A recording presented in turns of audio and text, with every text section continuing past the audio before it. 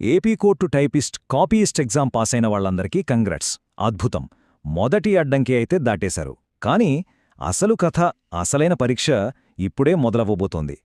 సరే, exam pass అయిన తర్వాత ఇప్పుడు నెక్స్ట్ ఏంటి? చాలామందిని వేధిస్తున్న ప్రశ్న ఇదే.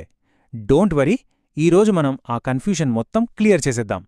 తర్వాతి దశ గురించి పూర్తి స్పష్టత తెచ్చుకుందాం.